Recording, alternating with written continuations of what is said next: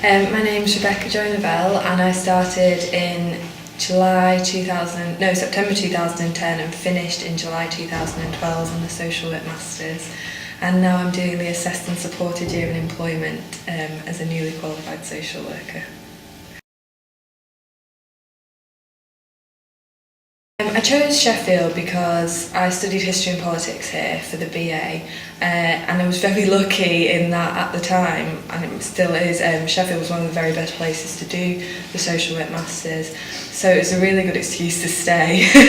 I really wanted to stay in the city because I enjoyed it, and it was just the best place to be a student. So yeah, it was an easy but also, luckily for me, great option.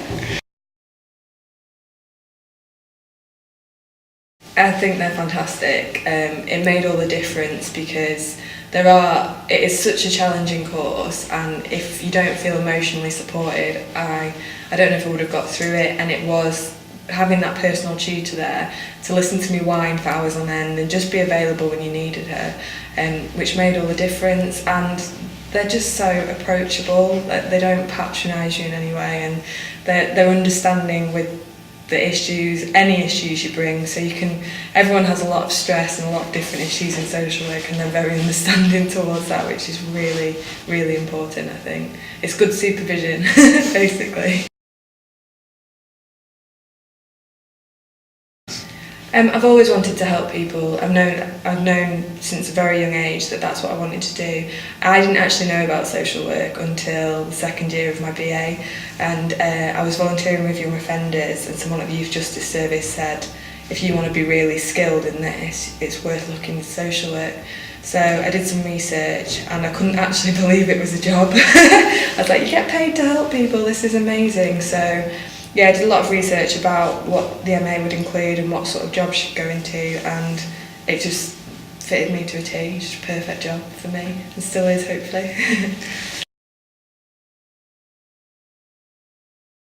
That's a hard question. I mean, when I had my graduation in January, it's definitely my proudest achievement to date. I'm so proud that I've got through it because I feel like I've learned an impossible amount. It was such a whirlwind because you obviously learn your academic side, your laws, your policies, but you also grow emotionally and mature because it is very demanding on that side. And also some of the young people you work with, you just become more aware of everything around you in Sheffield, the poverty, the inequality, and how to approach these people. There's different issues like sexual exploitation that I never really was aware of, and due to placement have become aware. I just feel a lot wiser after the 2 years. My core values, I'd say, are still the same. I'm still very much about human rights and equality and putting the young people first, but I think it's become a lot more refined. You go into placement and you see the reality of poverty and the reality of homelessness, as I did, and realise that these are really complex issues and they're not as black and white. So I think when I started, I thought solving homelessness is simple, you just put them in a home, but obviously you learn there's a lot more around that, and some people don't necessarily want help. So I just feel a much more mature practitioner now, but still me.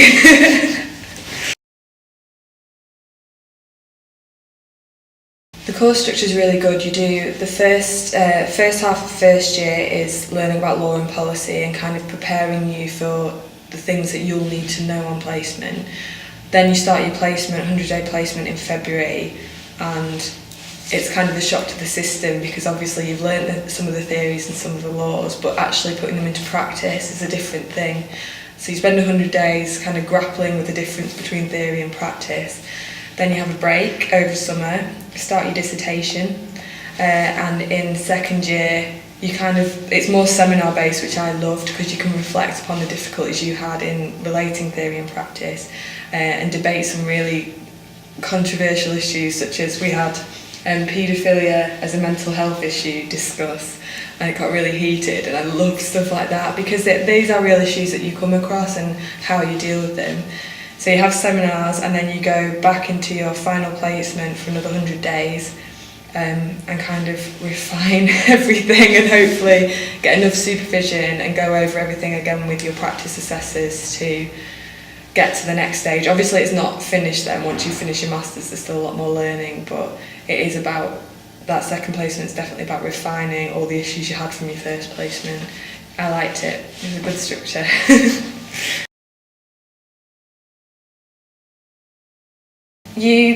It's kind of like a CV, you hand in your CV to your tutor and they get everyone, look at all the placements available and see who fits what best and what you need to learn and what would be best for your developmental needs.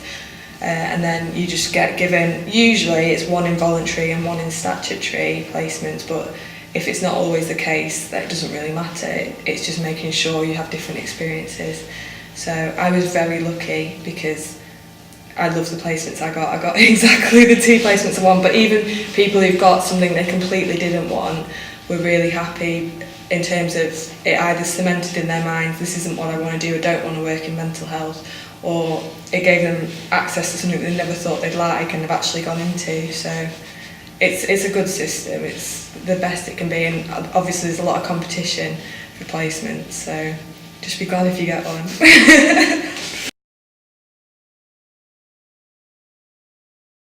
Got so much support.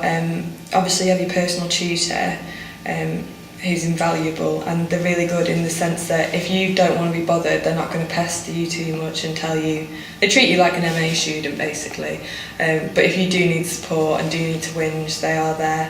It was very easy for me to just email my tutor and she'd see me that week and basically sort out everything in my head, but also all the other tutors are available as well, so I wanted to do more about sex exploitation and human rights, so I could speak to someone I knew had more experience in that. You're not confined to your personal tutor. And then obviously you get a practice assessor on your placements, and they're another form of support as well, and they're really invaluable because obviously they're there for the actual seeing the work environment you're in and the issues you're facing. So you are well supported, really well.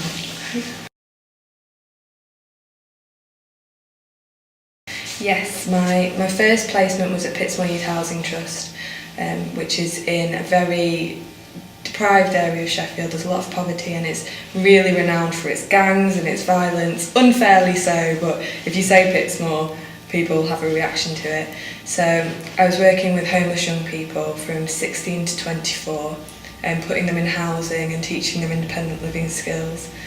I was really nervous. It was what I wanted because I'd worked a lot with Pitsmoor Youth Housing Trust in my experience in the youth offending service, but I was nervous because of the reputation, and my placement supervisor was really good at toughening me up and going, it is a reputation and these are the positive aspects and you've got to go in as if it was forward basically.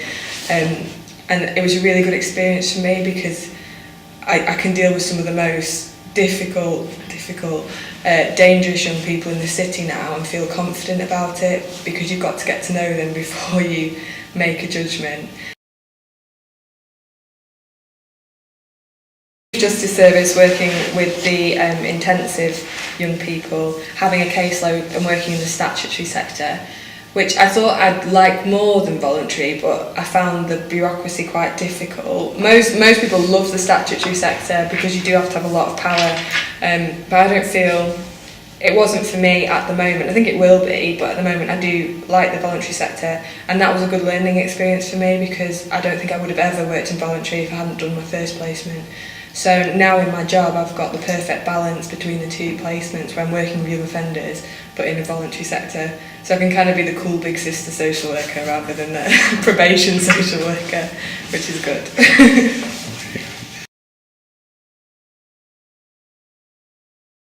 It's a difficult question because the teaching here I genuinely do think is excellent, but the teaching can only take you so far in social work. It has to be a combination of the teaching and the placement because you can know theories inside out and be the best academically, but until you've put them in practice and realise actually it's not that simple and it doesn't always work like that, you don't have a grasp of the reality of social work. So the teaching was a perfect balance in terms of having the academic supervisor and a practice supervisor, because without the 2 of them together, social work wouldn't really make sense.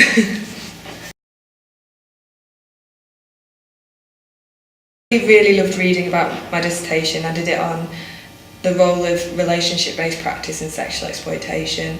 And the way I work as a social worker is it's very much about building a professional relationship with the service user. I think that comes first, and then everything else can come from that.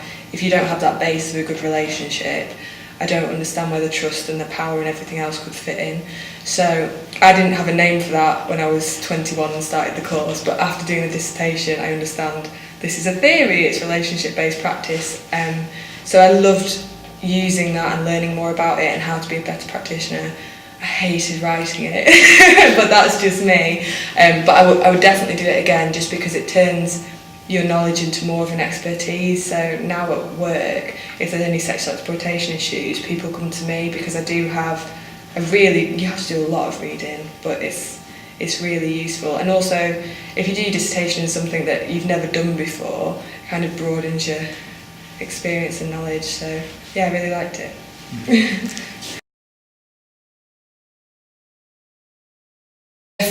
Definitely more employable. I thought when I was working with young offenders around 20 and 21, I thought I was ready for it then, and in hindsight I wouldn't have been half the practitioner I am. I know I've still got a long way to go, which is why I'm doing the ASYE year, and I'm going to continue to do the professional development, but that's the same for everyone. I think social work makes you so much more of an expert in helping people. It teaches you not just knowledge but skills, and really refines your values, because if you aren't careful about assessing yourself and what you hold dear, you can make some really bad decisions which affect people's lives. So I feel a lot more confident in my ability to help people professionally, rather than just out of the nature of, I want to help people, which is where I was when I was 20.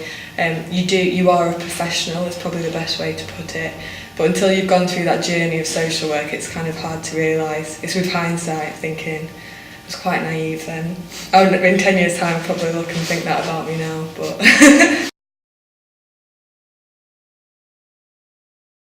I was quite surprised when I came, because I think on my course there was 30% to 40% males, and I thought it would all be females. So it was quite a good balance, gender balance, and the age range was really wide. I think I was the youngest person on the course, and then it went up for another 40 years or something, which is really interesting, because you have people who are parents and all different life experiences, but also people have come from a lot of different jobs, so everyone's been in social care jobs or different volunteering experiences, which is really useful in terms of networking, because you know there's more things out there to try that you might never have heard of.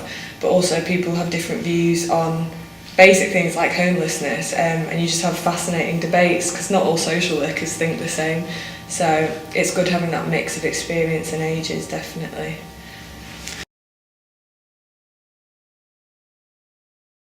I'd say go to the Peak District would be my biggest advice, because that's something I didn't do, and it's right on your doorstep, and it's beautiful and it's really calming. So go, don't let anything stop you, don't be hungover on a Sunday, just spend one Sunday off and go to the Peak District, because I wish I'd made the most of it. And social work, if you're thinking about social work, my best advice would be to volunteer as much as you can before you get here, because the most challenging part of the job for me is the emotional side and the emotional impact, and no books can prepare you for that. You can walk into some really, really upsetting environments, and it's your job to help those people and sort that environment out, but there's no point doing that if you're going to go home and cry about it every night. So, which is where I was for a bit, but you get through it. So just really make sure it's for you, because it's not easy. Yeah, I wouldn't change a thing about the Masters. It really is my proudest achievement to date. I think, and I don't want to lie, there were some moments when I was very stressed and very upset about the things I was seeing and worried if it was for me, but it has made me a better person. And because I had amazing supervision in place on my second placement when I was struggling, I was able to discuss all these emotions that I was having, and it's an important part of the job, because you're human and they're human, and it's human emotion, so it's gonna, have an impact. So even when it gets really tough, I think it's just made me a better person, a stronger person, and you could turn away from these issues and say I can't do this, but these issues will still be there. So I'm glad that I worked through them and got through the other side, because there are people who really need you out there. So yeah, I loved every second of it. It was great. I've just been elected to the Professional Assembly for the College of Social Work, so I'm going to London every 2 months to discuss national policy as a newly qualified social worker, which is such an honour. So I'm going to invest more time in that and kind of having a role nationally, because I think that's really important as a social worker. And especially as a newly qualified social worker, with all the changes that are being proposed, it's good to have our voice saying this is what it's actually like as a newly qualified social worker. So I'm going to invest more time in the College of Social Work. And I'm also writing a book at the moment, which will be published in October, about being a newly qualified social worker and this whole process of going to uni and what it was like. Yeah, I think Sheffield by far. I've only been to Sheffield, but of all the universities I've ever visited, my friends went to London, Manchester, everywhere. This has been my favourite. It's just such a student city. You have everything in one space. There's so many student nights on, there's so many extracurricular things. It's friendly, it's got loads of parks, you can have loads of barbecues in the summer. I just loved everything about it, and that's why I'm still here. So yeah, definitely.